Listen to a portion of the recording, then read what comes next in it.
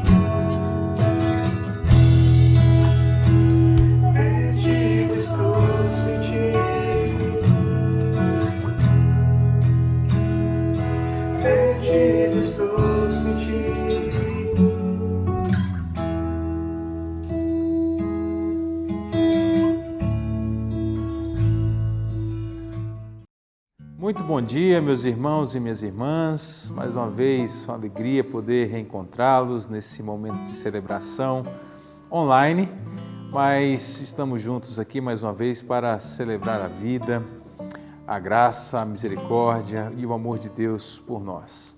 Louvado seja o Senhor. Daremos início a mais essa celebração, lendo o texto da carta de Paulo aos Colossenses, capítulo 1, dos versículos 9 em diante, e diz assim a palavra do Senhor: Por esta razão, também nós, desde o dia em que o ouvimos, não cessamos de orar por vós e de pedir que transbordeis de pleno conhecimento da sua vontade, em toda sabedoria e entendimento espiritual, a fim de viverdes de modo digno do Senhor, para o seu inteiro agrado, frutificando em toda boa obra e crescendo no pleno conhecimento de Deus, sendo fortalecidos com todo o poder, segundo a força da sua glória, em toda perseverança e longanimidade, com alegria, dando graças ao Pai, que vos fez idôneos à parte que vos cabe da herança dos santos na luz. Essa era a oração do apóstolo Paulo aos crentes de Colossos, e essa também deve ser a nossa oração para hoje, para o tempo em que nós vivemos. Que todos nós usufruamos da palavra do Senhor e sejamos transbordantes da graça e da glória de Deus em nossa vida. Vamos orar para que demos continuidade a essa celebração, cantando louvores ao nosso Deus. Senhor, nós te bendizemos, mais uma vez podermos nos reunir em volta da Tua Palavra, para sermos, ó Deus, fortalecidos, santificados, edificados pelo poder do Teu Espírito Santo. Te pedimos que o Senhor aceites esse nosso encontro, essa nossa reunião, essa nossa expressão de louvor e de adoração ao Senhor. E te pedimos que o Senhor em todo tempo nos comunique a Tua vontade, para que em tudo, ó Deus, sejamos idôneos, segundo a herança que o Senhor nos concedeu através de Cristo Jesus, o Teu Filho, o nosso Redentor, em nome de quem nós oramos. Amém.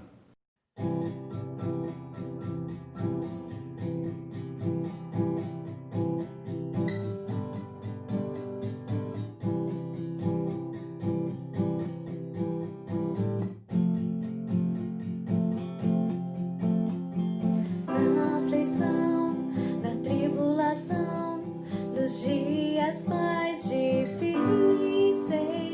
te adoro, Senhor, com tudo que sou. Na aflição, na tribulação, nos dias mais difíceis, te adoro, Senhor, com tudo que sou. Ao Deus que me dá a vida, cantarei. Ao Deus que me dá a vida, buscarei.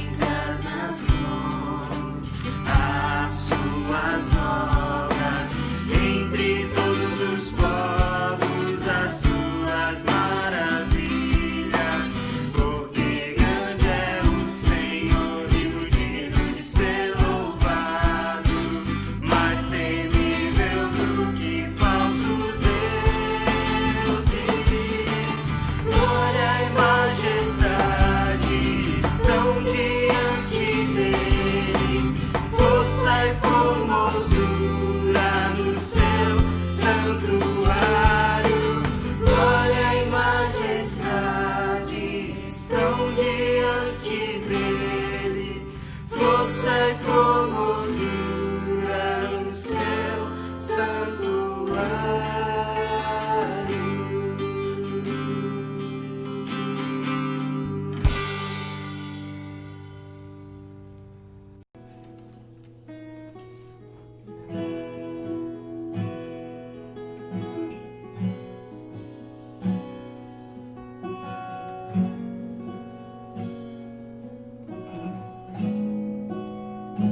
Estás aqui, movendo entre nós.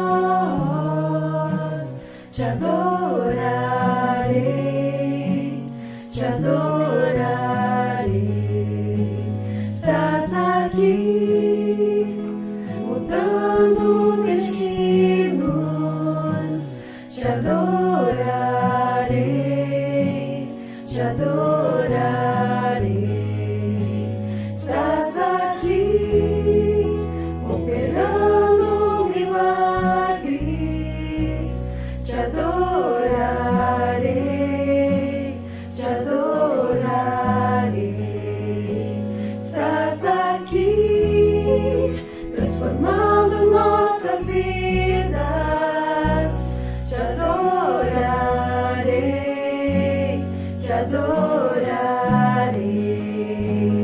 Meu Deus é Deus de milagres, Deus de promessas, caminho no deserto, luz na escuridão.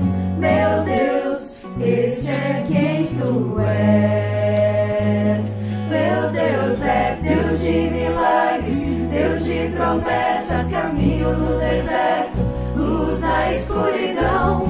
Meu Deus, este é quem tu és. Estás aqui, tocando os corações.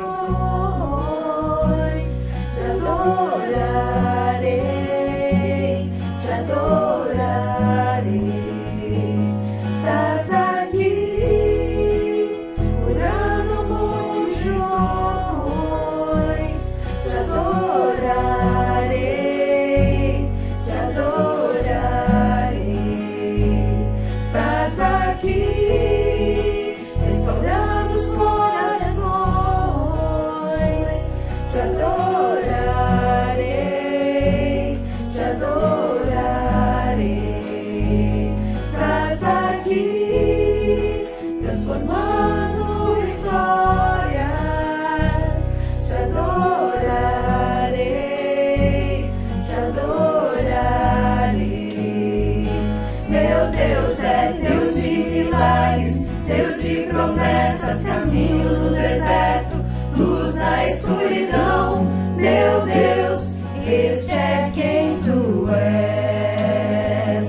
Meu Deus é Deus de milagres, Deus de promessas, caminho no deserto, luz na escuridão. Meu Deus, este é quem tu és. Enxuga as lágrimas, restaura os corações. Tu és a resposta, Jesus. Enxuga as lágrimas, restaura os corações. Tu és a resposta, Jesus. Meu Deus é Deus de milagres, Deus de promessas, caminho no deserto, luz na escuridão. Meu Deus, este é quem tu és. Meu Deus é Deus de milagres, Deus de promessas, caminho no deserto, luz na escuridão. Meu Deus, este é quem tu és.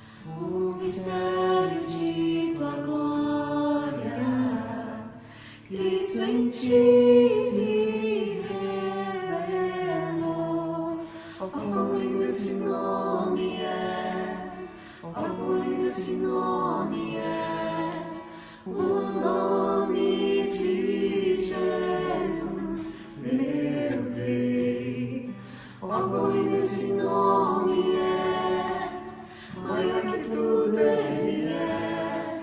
Oh, quão lindo esse nome é, o nome de Jesus.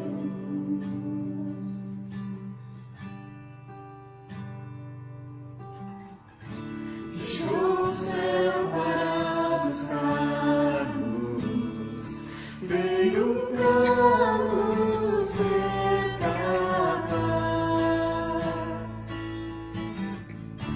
Amor maior que o meu pecado, nada vai nos separar. Oh, quão maravilhoso é, oh, quão maravilhoso é o nome de Jesus, meu Rei. Oh, quão maravilhoso é, maior que tudo Ele é. Oh, quão maravilhoso é o nome de Jesus. Oh, quão maravilhoso é o nome de Jesus. A morte venceste, o gato rompeste, a tumba vazia agora está. O céu te adora, proclama tua glória, pois ressuscitaste, vivo estás. És invencível, inigualável, hoje pra sempre reinarás. Teu é o reino, tua é a glória, acima de todo nome estás. Poderoso esse nome é, poderoso esse nome é, o nome de Jesus, meu Rei. Poderoso esse nome é, mais forte que puxo é. Poderoso esse nome é, o nome de Jesus. Poderoso esse nome é, o nome de Jesus.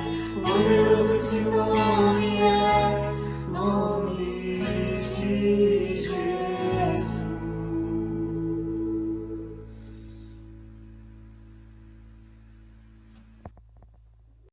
Meus irmãos, o Salmo de número 36, versículo de número 5, diz assim: A tua benignidade, Senhor, chega até os céus, até as nuvens, a tua fidelidade.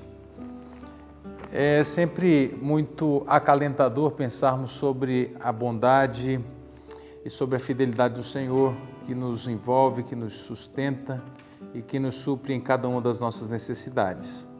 Creio que todos nós temos experimentado acerca dessa bondade, principalmente quando nós olhamos para a nossa realidade e percebemos as nossas finitudes, as nossas fragilidades. E que, ainda que seja assim, Deus tem nos abençoado e tem nos sustentado em todas as coisas. Disse na semana passada que é sempre um privilégio participarmos da obra do Senhor, das suas diversas áreas, diversos trabalhos, diversas frentes que nós temos para realizar na obra do Senhor. Dentre elas, nós mencionamos aqui a questão da contribuição, de sermos voluntariosos em trazer o nosso dízimo, entregar a nossa oferta, como expressão do nosso reconhecimento acerca do cuidado, do zelo e da fidelidade do Senhor em nossa vida.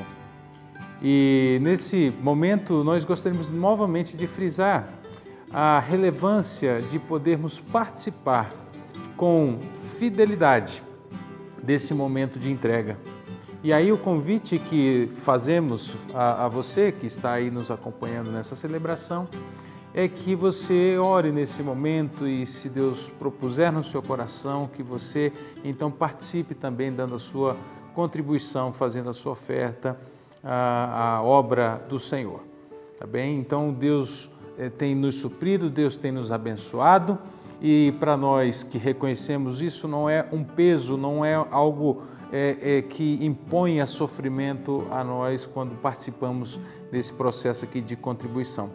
Dar o dízimo é de fato uma honra, é uma dádiva, né? Porque se damos o dízimo é porque nós temos o que dar. E aí nós percebemos que Deus já tem nos sustentado e por isso nós temos condições de também contribuir com essa obra tão maravilhosa que é a obra do Senhor. Ore nesse momento, se coloque diante de Deus e aquilo que Ele propuser no seu coração, você faça. Louvamos a Deus pela fidelidade do seu povo que tem sustentado a nossa igreja, sustentado a obra do Senhor, trazendo o seu dízimo, trazendo a sua oferta, e isso tudo não para outra coisa, senão para a glória do nosso Deus. Que Deus continue nos abençoando.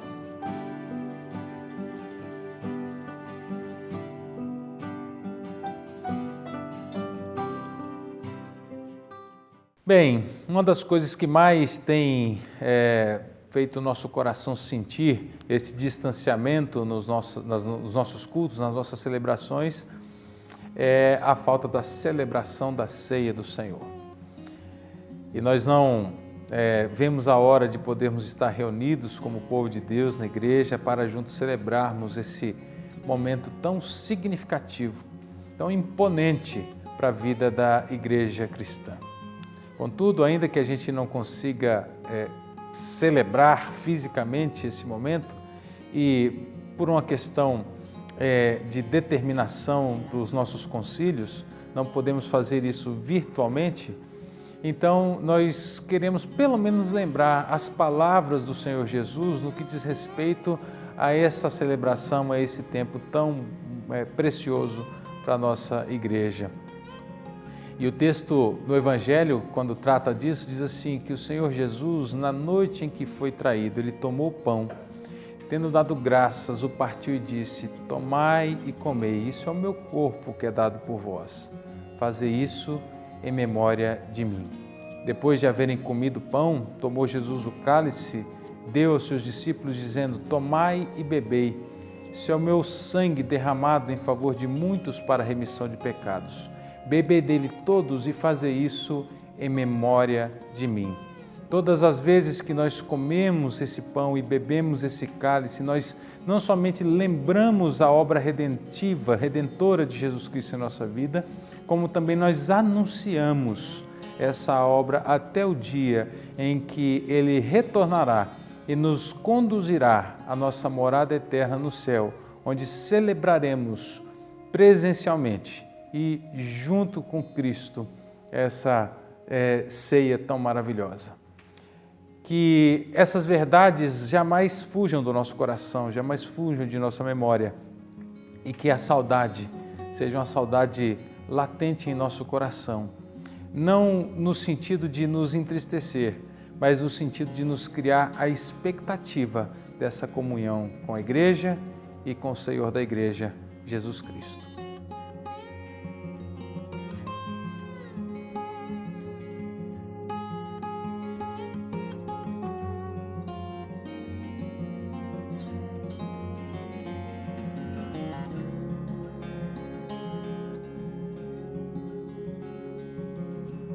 Meus irmãos, minhas irmãs, nós temos a honra de mais uma vez ouvirmos um pastor convidado nesse mês de celebração do aniversário da nossa igreja. E dessa vez o convidado, o pastor que nos trará a palavra do Senhor para nos edificar e nos fortalecer é o reverendo Ben-Hur. Ben-Hur é um amigo lá que nos conhecemos em Belo Horizonte e hoje ele é pastor da segunda igreja presbiteriana em Varginha. Então, ele atendeu o nosso convite e desde já nós agradecemos a presença e a participação do nosso amigo, o reverendo Ben-Hur, que nos ministrará na manhã desse dia. Que Deus nos abençoe, que Deus nos sustente e que o Espírito Santo do Senhor fale profundamente ao nosso coração através do reverendo Ben-Hur e através da exposição da palavra. Que Deus nos abençoe. Queridos irmãos da Igreja Presbiteriana em Aldeia da Serra, eu queria dizer que para mim é uma alegria poder participar com vocês desse período de comemoração do aniversário de organização da igreja. Gostaria muito de estar presente e conhecê-los pessoalmente, mas infelizmente por conta dessa situação toda que nós estamos vivendo, isso não é possível. Mas eu agradeço o carinho de vocês e especialmente o convite feito pelo pastor de vocês, reverendo Góes, um amigo pessoal, e eu fico muito grato pela oportunidade de compartilhar com vocês aqui, neste dia, um pouco da palavra de Deus. Eu quero então convidá-los a abrirem suas Bíblias comigo na carta de Paulo aos Efésios, capítulo de número 1. Nós vamos ler dos versos 15 até o versículo de número 23. Esse é o texto para nossa meditação. Carta de Paulo aos Efésios, capítulo 1, versículo 15 até o verso de número 23. Diz assim o texto da palavra do Senhor. Por isso, também eu, tendo ouvido a fé que há entre vós no Senhor Jesus e o amor para com todos os santos, não cesso de dar graças por vós, fazendo menção de vós nas minhas orações, para que o Deus de nosso Senhor Jesus Cristo, o Pai da glória, vos conceda espírito de sabedoria e de revelação no pleno conhecimento dele, iluminados os olhos do vosso coração, para saberdes qual é a esperança do seu chamamento, qual a riqueza da glória da sua herança nos santos, e qual a suprema grandeza do seu poder para com os que cremos, segundo a eficácia da força do seu poder, o qual exerceu ele em Cristo, ressuscitando-o dentre os mortos e fazendo-o assentar à sua direita nos lugares celestiais, acima de todo principado e potestade, e poder, e domínio, e de todo nome que se possa referir, não só no presente século, mas também no vindouro. E pôs todas as coisas debaixo dos pés, e para ser o cabeça sobre todas as coisas, o deu à igreja, a qual é o seu corpo, a plenitude daquele que a tudo enche em todas as coisas. Até aí, meus irmãos, vamos orar, feche os seus olhos, para que nós possamos orar nesse instante. Pai bendito, nós te louvamos por esse momento de meditação na sua palavra e pedimos, ó Deus, assim como o apóstolo Paulo faz nessa passagem, ilumina a nossa mente e o nosso coração, para que assim possamos compreender a sua palavra e sejamos edificados, em nome de Jesus. Amém. Irmãos, como é a sua vida de oração? Quanto tempo você gasta orando por dia? Pelo que você ora? Ou por quem? O texto que nós vamos ver neste dia é um texto onde nós vemos o apóstolo Paulo fazendo uma oração. E nós podemos aprender muito com a oração que o apóstolo Paulo faz nesta passagem em favor dos nossos irmãos da igreja de Éfeso. O apóstolo Paulo envia esta carta, uma carta maravilhosa que nós encontramos no texto do Novo Testamento, para os cristãos da igreja de Éfeso, que muito provavelmente estavam passando por alguns problemas, e o apóstolo Paulo, então, com o intuito de encorajá-los, escreve esta maravilhosa carta, tratando a respeito da natureza da igreja. E depois de tratar a respeito deste assunto de uma maneira bem teológica, profunda, nos versos 3 até o versículo de número 14, nós vemos o apóstolo Paulo, então, esse é um primeiro momento em que nós vemos nesta carta o apóstolo Paulo orando em favor dos cristãos de Éfeso, e ele faz orações maravilhosas aqui. E nós vemos, então, o apóstolo Paulo orando em favor dos crentes da igreja de Éfeso. Então, nós vamos ver aqui o que o apóstolo Paulo pretende tanto ensinar a eles, por meio da oração que ele faz, como aquilo que a palavra de Deus nos ensina. E eu proponho, irmãos, que para esse texto nós tenhamos em mente o seguinte tema: orando ao Pai da Glória em favor dos santos. E dentro desse tema, entendendo que o apóstolo Paulo trata a respeito desse assunto nesse texto, eu dividi o sermão em 3 partes. E a primeira parte consiste em um aspecto da oração do apóstolo Paulo. E nós vemos o apóstolo Paulo orando aqui, então, nesse primeiro momento, fazendo uma oração de ação de graças. É tudo uma oração só, mas nesse primeiro momento nós vemos o apóstolo Paulo orando a Deus, rendendo graças ao Senhor pela vida dos cristãos de Éfeso. E é maravilhoso, irmãos, porque nessa passagem o apóstolo Paulo, ele destaca 2 aspectos pelos quais ele rende graças ao Senhor. E o primeiro deles é a respeito da fé que eles tinham em Cristo Jesus. E o segundo aspecto é do amor que eles tinham pelos santos, do amor que eles tinham uns pelos outros. Essas, sem sombra de dúvida, são marcas de um verdadeiro crente em Cristo Jesus. Fé no Senhor e amor pelos santos. O próprio Senhor Jesus, tratando a respeito disso, no Evangelho de João, no capítulo 13, versículo de número 35, ele diz: nisto conhecerão todos que sois meus discípulos, se tiverdes amor uns aos outros. O texto, então, nos mostra 2 aspectos que caracterizavam os cristãos de Éfeso, pelos quais agora o apóstolo Paulo está rendendo graças ao Senhor. Eles eram uma igreja que amava a Deus, que tinha fé no Senhor Jesus, mas que também demonstrava amor uns pelos outros. Mas o apóstolo Paulo, além de demonstrar de forma pública a sua gratidão a Deus por estes 2 aspectos da vida dos crentes, o que consiste aqui em uma espécie de elogio público ao povo de Deus, nós vemos o apóstolo Paulo também mostrando que o motivo pelo qual ele rende graças ao Senhor é que ele pôde perceber na vida dos cristãos de Éfeso evidências genuínas da graça de Deus sobre a vida deles.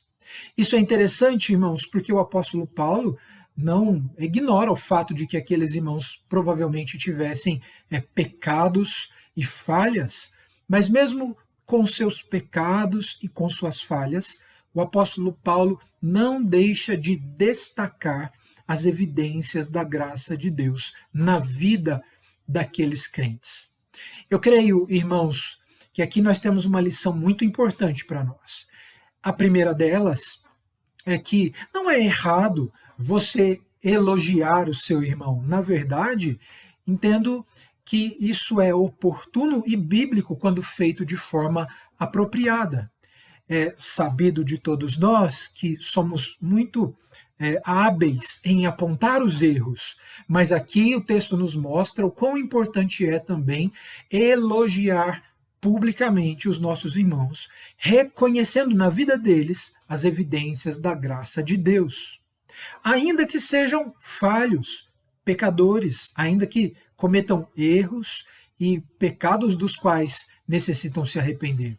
Mas perceba como o apóstolo Paulo nos dá um exemplo extraordinário. Quando ele escreve a sua carta aos cristãos de Corinto, logo no início da carta, ele demonstra gratidão a Deus pela vida daqueles crentes, reconhecendo que eles eram servos de Cristo e que haviam sido alcançados pela graça de Deus.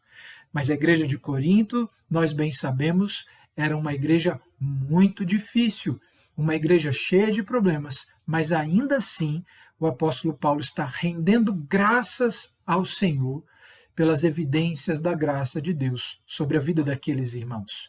Imagino, irmãos, que neste dia de comemoração, vocês e todos nós temos muitos motivos pelos quais render graças ao Senhor pelas evidências da graça dele sobre a vida da igreja. Irmãos, depois então de termos visto aqui esse primeiro aspecto da oração do apóstolo Paulo em favor dos crentes de Éfeso, nós vimos que ele estava rendendo graças ao Senhor pelo reconhecimento das evidências da graça de Deus sobre a vida daqueles irmãos, sendo estas evidências a fé no Senhor Jesus, no Evangelho e o amor para com os santos.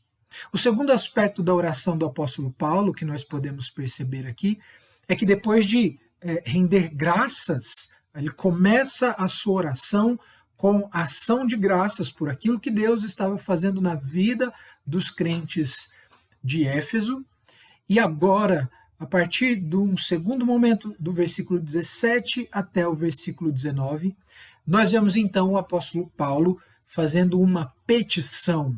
E aqui então ele começa a pedir. É fato que nós gastamos grande parte das nossas orações, ou do tempo que dedicamos à oração, pedindo. Nem sempre pedimos por coisas legítimas, por coisas pelas quais nós deveríamos orar. Mas aqui o apóstolo Paulo nos dá uma boa lição do que deve ocupar a nossa oração e de quais pedidos nós devemos fazer a Deus. E ele ora então em favor dos crentes, pedindo iluminação, uma oração maravilhosa que o apóstolo Paulo faz aqui, pedindo para que Deus iluminasse os crentes de Éfeso. Essa é, sem sombra de dúvidas, uma oração muito importante. E nós temos algumas evidências textuais que nos mostram por que podemos entender que o apóstolo Paulo está orando por iluminação. E a primeira evidência é a frase que o texto usa, espírito de sabedoria. Há uma outra frase onde o apóstolo Paulo fala sobre revelação no pleno conhecimento dele, no pleno conhecimento de Deus. E depois ele ora para que o Senhor abrisse os olhos do coração dos cristãos de Éfeso. Então, talvez aqui, neste dia, você tenha aprendido que o coração tem olho. E é verdade, biblicamente falando, espiritualmente falando, os nossos corações, eles têm olhos. É claro que quando a Bíblia fala a respeito de coração, ela não está falando a respeito daquele órgão que bombeia sangue para o nosso corpo como um todo, mas ela está falando do homem como um todo. E é nesse sentido que o apóstolo Paulo ora, então, para que Deus abrisse os olhos do coração dos crentes de Éfeso, para que ele desse entendimento para os crentes de Éfeso. E aqui, irmãos, eu creio que é interessante nós considerarmos o que é iluminação. E, basicamente, iluminação consiste na ação do Espírito Santo de Deus em nos dar entendimento acerca da palavra revelada de Deus. Nós não devemos orar para que Deus nos revele, mas nós devemos orar para que Deus ilumine os nossos olhos, ou os olhos do nosso coração, para que possamos entender a verdade já revelada. Esse entendimento salvífico, santificador da palavra de Deus, só é possível por meio da ação do Espírito Santo. E sem a ação do Espírito Santo, nós não podemos entender a palavra de Deus de forma salvífica, de forma santificadora. Portanto, não apenas podemos, como devemos pedir a Deus por iluminação, porque só por meio da ação graciosa de Deus em iluminar os olhos do nosso coração por meio do seu Espírito é que nós podemos entender e compreender a verdade revelada. Sem a ação de Deus, sem a ação do Espírito, isso não é possível. Charles Spurgeon, o famoso pregador batista em inglês, dizia que era mais fácil você convencer um leão a se tornar vegetariano do que conceder entendimento a um homem ímpio sem a iluminação do Espírito Santo. É claro que ele não está tratando a respeito de possibilidades, como se fosse possível, de alguma forma, fazer de um leão um vegetariano, mas ele usa essa forma de linguagem apenas para dizer assim, é impossível. É impossível que um homem sem a ação do Espírito possa compreender de fato e de forma salvífica e santificadora a palavra de Deus revelada, a verdade revelada por Deus aos autores que registraram essa revelação e que escreveram as Escrituras. Portanto, o apóstolo Paulo, ele ora por iluminação. E é interessante, irmãos, que nós encontramos um texto no Novo Testamento que nos mostra um momento onde isso acontece, onde a iluminação acontece. Nós vemos, por exemplo, no texto de Lucas, capítulo 24, versículo 31 a 32, e o versículo 45, onde o texto diz assim: Então se lhe abriram os olhos e o reconheceram, mas ele desapareceu da presença deles. E disseram uns aos outros: Porventura não nos ardia o coração quando ele pelo caminho nos falava? Quando nos expunha as Escrituras? Então lhes abriu o entendimento para compreenderem as Escrituras. Nós podemos orar ao Senhor para que Ele ilumine os olhos do nosso coração, para que nós possamos compreender as Escrituras. O versículo 17 nos dá a ideia de que o apóstolo Paulo está orando por iluminação para que eles pudessem conhecer a Deus melhor. Nós precisamos da ação do Espírito e da iluminação que procede do Espírito para que possamos conhecer a Deus melhor.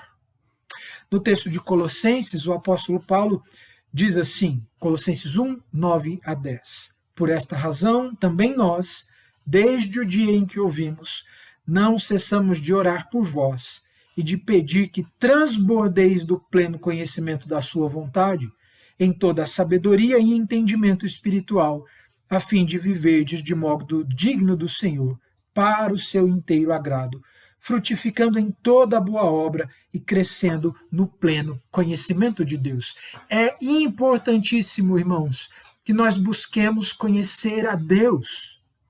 Nós precisamos entender que o começo, o meio e o fim da vida cristã é sobre conhecer a Deus.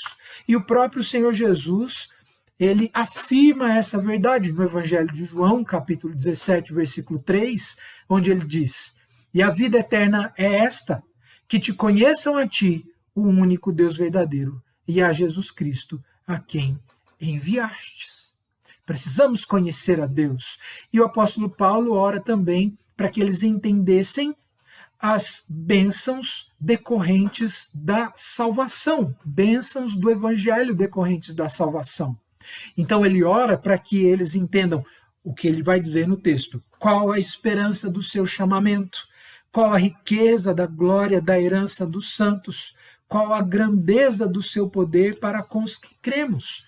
Bênçãos decorrentes da obra de salvação. Bênçãos essas que ele vai mencionar nos versos anteriores, 3 até o versículo de número 14. Ele ora, então, para que os crentes pudessem conhecer melhor a Deus e para que também eles pudessem entender de fato, entender melhor, conhecer melhor as bênçãos da salvação decorrente da obra de Cristo Jesus. E por fim, meus irmãos, nós vemos o apóstolo Paulo agora encerrando essa oração. E ele encerra a oração agora. Lembra que ele começa com ação de graças, ele passa então para a oração, e depois ele então faz aqui uma exultação ou adoração. É uma doxologia o que nós encontramos no final dessa passagem. É uma adoração. E aqui no texto ele está adorando a Deus pela exaltação de Cristo Jesus. É claro que o texto nos mostra que o apóstolo Paulo fala a respeito da forma com que ele orava pelos cristãos de Éfeso. O texto diz que ele orava constantemente pelos cristãos de Éfeso, e é muito provável que aqui Paulo estivesse ainda cultivando aspectos da tradição religiosa do judaísmo. E num sentido positivo, quando eu me refiro aqui a esse aspecto da rotina de oração do judeu, estou falando de uma prática de oração por pelo menos, ou em pelo menos 3 momentos durante o dia. Então, quando o apóstolo Paulo diz que ora pelos crentes de Éfeso constantemente, é possível que ele orasse pelo menos de manhã, de tarde e de noite, em 3 momentos. E nesses 3 momentos, de alguma forma, orando constantemente pelos crentes, ele ora agradecendo a Deus pela evidência da graça de Deus sobre a vida deles, ele ora pedindo a Deus por iluminação para que eles conhecessem melhor a Deus e para que eles conhecessem melhor e entendessem melhor as bênçãos decorrentes da salvação em Cristo Jesus. Mas o texto nos mostra que o apóstolo Paulo orava também exultando, adorando e bendizendo a Deus pela exaltação, pela glorificação do Senhor Jesus, do Senhor da igreja. Então, eu queria apenas chamar a sua atenção para essa estrutura da oração. Ação de graças, petição, e ele pede por coisas extremamente legítimas, iluminação, entendimento da verdade, entendimento do evangelho, entendimento da escritura, e agora a adoração. Ação de graças, petição, exaltação ou adoração. E ele está adorando a Deus pela exaltação, glorificação de Cristo Jesus. E ele menciona alguns aspectos dessa exaltação de Cristo, e ele começa falando a respeito da sua ressurreição.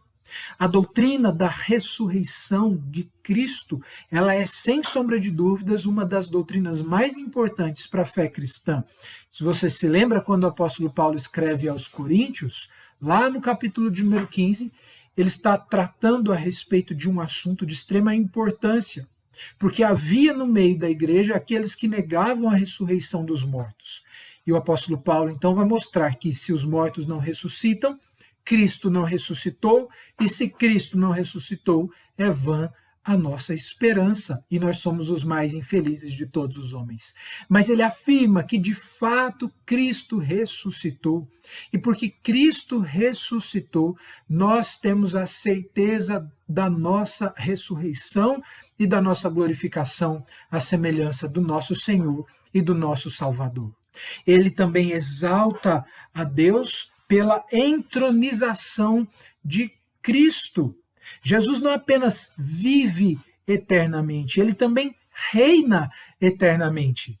A ressurreição e a entronização de Cristo são importantíssimas para o nosso entendimento acerca do cumprimento das profecias do Antigo Testamento no Novo, do cumprimento das profecias do Antigo Testamento na pessoa de Jesus. Nós vemos, por exemplo, o Salmo 110, versículo 1, onde Davi diz: diz o Senhor ao meu Senhor, assenta-te à minha direita, até que eu ponha os teus inimigos debaixo dos teus pés. E o próprio Senhor Jesus, citando o texto do Salmo, se identifica como sendo aquele de quem Davi fala. O fato de Jesus estar assentado à destra do trono de Deus significa que ele está em posição de honra, de privilégio, de poder, de favor e de vitória. Esse lugar, meus irmãos, sem sombra de dúvidas, pertence única e exclusivamente ao Senhor Jesus. O que isso significa para nós? Essa entronização de Cristo. Nós podemos dizer, significa tudo. Tudo, porque tudo está debaixo da autoridade do Cristo exaltado e entronizado. O autor de Hebreus afirma que Jesus governa todas as coisas pelo poder da sua palavra e que ele faz tudo isso assentado em seu trono de glória.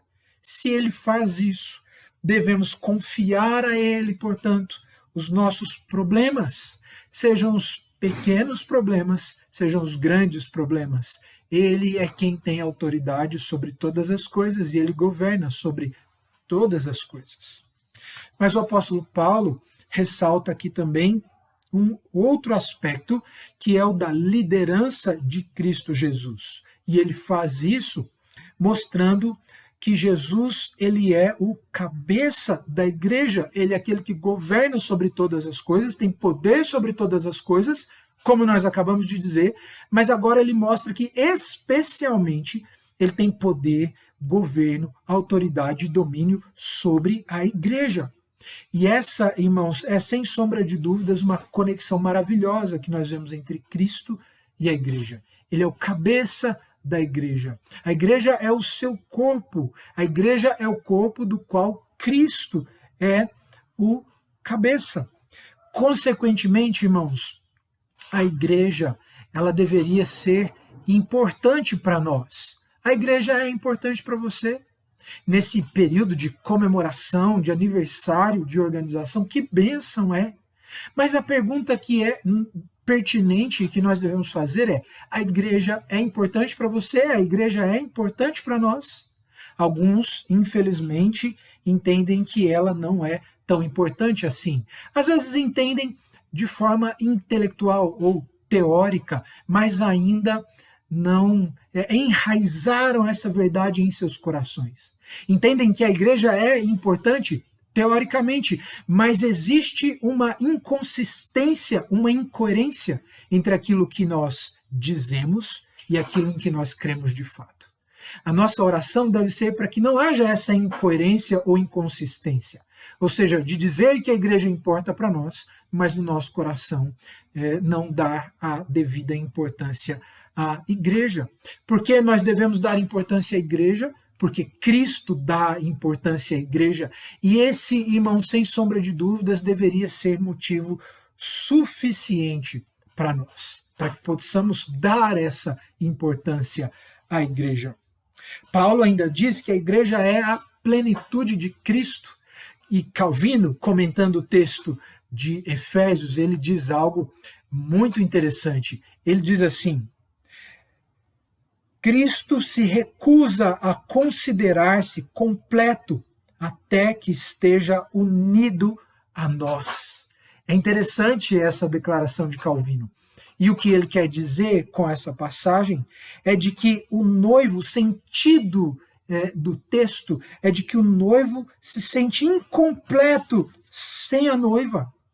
E que grande privilégio isso é para a igreja.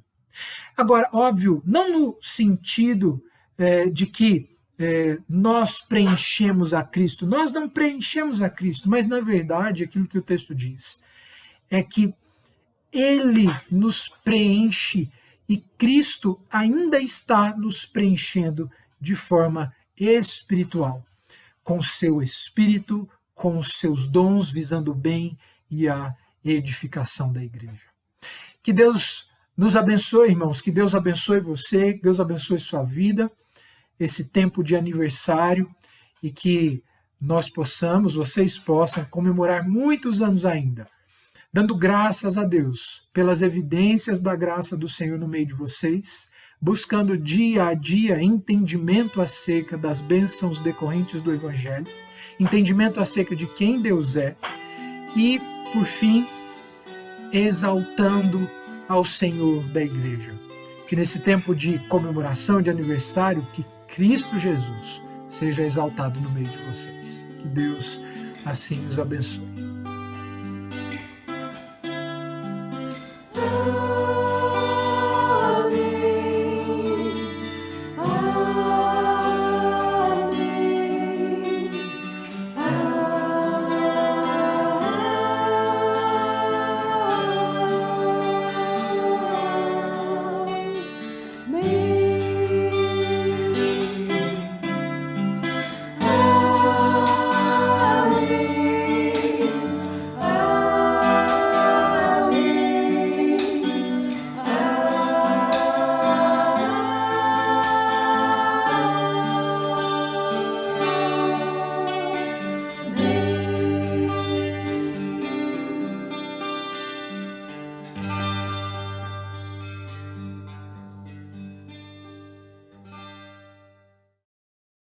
Muito bem, chegamos a mais um final de celebração, ao final de mais essa celebração, e gostaríamos mais uma vez de agradecer a presença e a participação de todos vocês que estiveram conosco aqui. Agradecemos pela palavra que nos foi ministrada, agradecemos os louvores que nós entoamos, louvores de adoração ao nosso Deus. E agora, só para encerrarmos, gostaríamos só de frisar alguns avisos para as nossas programações essa semana, para que você participe conosco de tudo que nós temos feito, de tudo que nós temos proposto aqui como programação para a nossa igreja. Então, antes de mais nada, se você ainda não está conectado conosco nas nossas redes sociais, não demore, faça isso. Tá? Nós estamos no Facebook, estamos no Instagram, estamos no YouTube, e você então tem a oportunidade de participar conosco, de nos acompanhar em cada uma das nossas atividades e da vida da igreja, da dinâmica dessa igreja. @IPASOficial. Nos procure lá, nos encontre e certamente será uma alegria acolhê-lo aqui conosco. Nós estamos no mês de aniversário da nossa igreja e nós estamos fazendo a leitura dos Salmos, e essa leitura tem sido em família e é uma maneira de mesmo à distância a igreja está participando desse momento festivo da nossa igreja. Tem sido uma bênção, tem sido de fato uma alegria ver a participação das famílias, o engajamento da nossa igreja nesse projeto. Então fique atento à data que foi colocada, o salmo que foi colocado para você, o cronograma que nós estabelecemos lá. Mande com antecedência ao nosso diácono Paulo Henrique, que ele fará a edição e estará publicando nas nossas redes sociais esse momento legal, bonito da nossa igreja, tá bom? Então é a maneira de estarmos celebrando esse tempo de alegria, de festa do aniversário da nossa igreja.